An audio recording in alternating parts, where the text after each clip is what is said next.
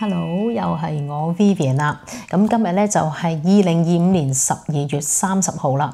哇，已經太快啦，時間已經咧又就嚟完啦。呢個2025年，咁咧我就想做一個好簡單跑步嘅 recap 啦。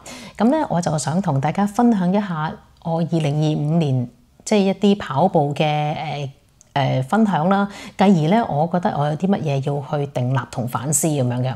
咁2025年咧，如果大家都有跟開我嘅channel 同埋 video 咧，就知道我咧今年參加咗3個馬拉松㗎，就係年頭3月份嘅日本名古屋女子馬拉松啦，第二個咧就係 Sydney 嘅 Sydney Marathon 啦，咁跟住到10月啦，年尾啦，就係呢一個 Melbourne Marathon 嘅。咁呢一年咧就係一個好似坐過山車嘅情況咁樣嘅，咁因為咧我上一年2024年年尾咧就開始有呢個傷患啦，就係呢個好嚴重嘅足筋膜炎，咁變咗咧令到我全盤嘅一個 training program 咧話打到散晒嘅，咁但係都好慶幸啦，我自己亦都開始調整翻啦。有一個好好嘅 recover 啦，咁令到我呢一個足筋膜炎咧就慢慢咁樣即係好翻咁樣嘅，咁所以咧響年頭3月份嘅名古屋啦嗰陣時，我都唔係要去追時間嘅，我淨係話俾自己知咧，好順利咁完成啦，而且唔會繼續受傷。咁咧我亦都開心，因為完成咗啦。咁跟住咧響我呢一個recover 嘅情況之下啦，我仍然都有繼續去做運動，亦都有繼續去跑步㗎。咁我都聽從咗好多專業人士嘅意見啦。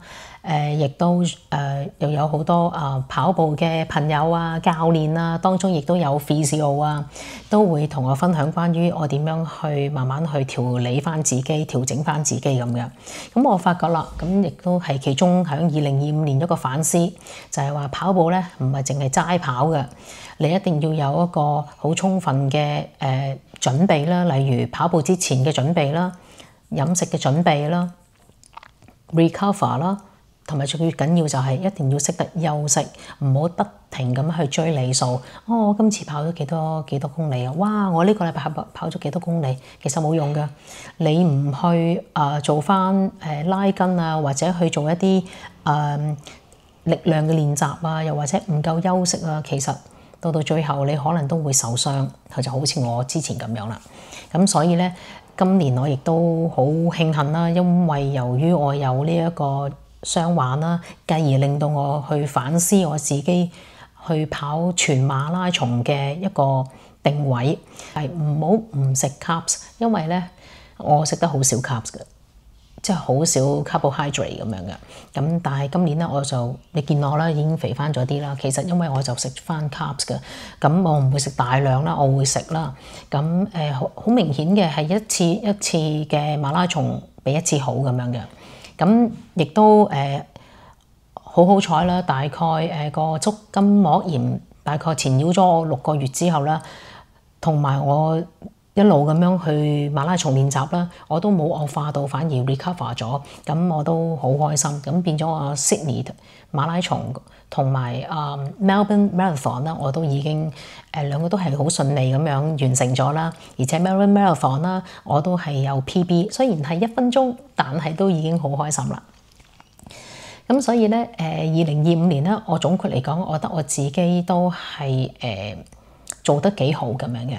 咁好啦，我點樣去睇翻嚟緊26年嘅情況咧？咁26年咧，我就嚟緊咧，我就係報咗2個全馬拉松嘅。因為經過即係今年呢個情況之後咧，我發覺咧，其實如果2個馬拉松中間一定要有足夠嘅時間去做接住另一個訓練嘅，好似我今年咁樣啦，3個連續咁樣，我基本上連休息都冇嘅。咁所以咧，我就出年咧，即係26年咧，我就參加咗3月份嘅東京馬拉松，跟住咧第2個馬拉松咧，我就決定咗係出年9月嘅 Geelong Marathon。咁而中間咧，我就參一個細嘅 Half Marathon。咁我覺得咁樣咧，你起碼中間有一個6至7個月嘅時間去再準備第2個 Marathon 咧，我覺得會好啲嘅。我唔知大家會唔會好似我咁樣啦？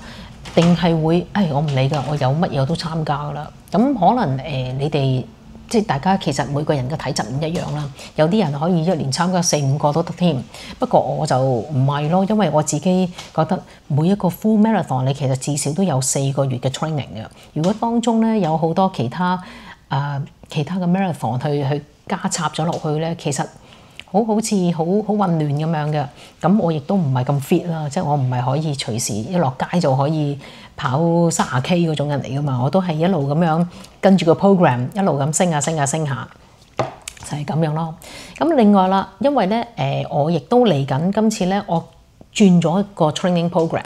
我上一年跟3個 marathon 都係跟同一個 program 嘅，嗰個唔係啲特別嘅 program，都係一啲喺網上邊access 即係 recommend 嘅。譬如你想跑一個大概4個鐘頭多啲嘅 marathon 咧，你就用呢一個咁嘅 program 啦，跟住嗰個嘅。但係我經過，我覺得可能有少少唔係咁好。因為咧，我就發覺自己咧，即係唔會有一個好顯著嘅改善咁樣嘅。咁我就諗下，其實係咪係時候又轉一轉咧？咁我都跟咗呢個 program 3次咯噃，不如改一改。所以咧，我就跟咗我個朋友去 download 咗一個俾我嘅。咁我自己亦都跟咗一個新嘅 program 咁咯。但係如果你睇緊我呢個 video 嘅朋友，你想知我而家跟緊邊個嘅話咧，你話俾我知，我即係我可以 email 俾你嘅，又或者我可以睇下點樣即係 send 俾你都得。咁我發覺呢一個咧就有樣好，就係我今次呢一個咧係有多少少時間休息嘅。之前嗰個真係冇乜休息嘅，變咗係都幾辛苦啊！我嘅里數係好多啊，咁但係問題就係咪里數特別多代表你一定會跑得好咧？咁當然啦，亦都好多嘢配合啦。不過我都好建議大家啦，唔好淨係死跑咯，翻多啲 core 啊或者 strengthen 嘅 exercise 係會有幫助嘅。咁好啦，我就分享到呢一度啦。咁大概係呢個情況啦。咁出年咧就隔多日就出年噶啦。咁所以咧我又會繼續去努力去練習噶啦。因為咧而家 Melbourne 咧就天氣非常之變幻啦，有時咧就非常之大風，好凍，有時咧就超級熱。咁所以咧跑步咧真係每日都要去計劃下點樣去做嘅。咁好啦，分享到呢一度。如果有啲乜嘢想問我嘅話，又或者想我分享嘅話，歡迎留言話俾我知。多謝大家收睇，下次再見，拜拜。